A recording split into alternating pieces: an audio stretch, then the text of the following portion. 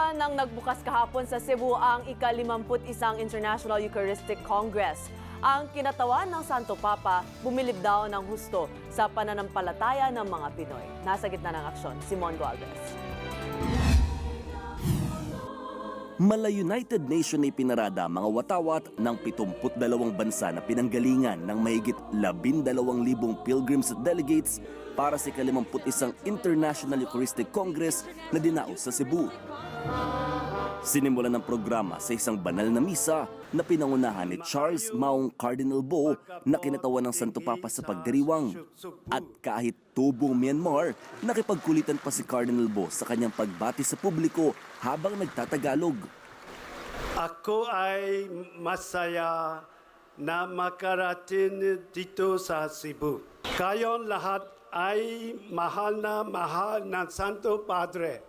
Pinarating din ni Cardinal Bo ang kanyang paghanga sa mga Pilipino.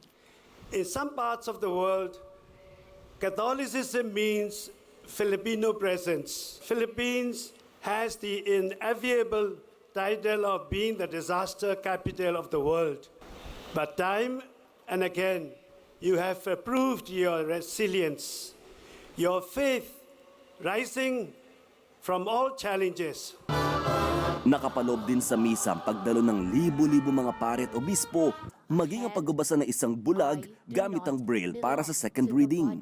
Ang International Eucharistic Congress ay isang taunang activity ng Simbahang Katolika na layuning mapalalim pa ang pagkakaunawa at pagpapahalaga sa banal na misa. Dito dapat nakatakdang dumalo si Pope Francis, pero nauna na siyang bumisita sa bansa noong nakaraang taon. 8 araw magtatagal ang IEC na magtatapos hanggang sa katapusan ng buwan. Dahil dito, nakataas pa rin ang full alert status ng PNP. Mahigit 8,000 mga pulis, sundalo at bumbero nakadeploy sa lugar para sa IEC. Ang iba, nanggaling pa ng Maynila at ibang probinsya para pandagdag na suporta. There's no specific threat as of this time, but we just want to make sure that there is no any untoward incident, and we don't want to be complacent. Tinapos naman sa isang magarbong fireworks display ang unang araw ng IEC at pagbubukas na rin ng nasabing okasyon. Mula rito sa Cebu, umaaksyon, Mon Gualvez, News 5. Be sure to come back. Use 5 everywhere. Copyright 2016.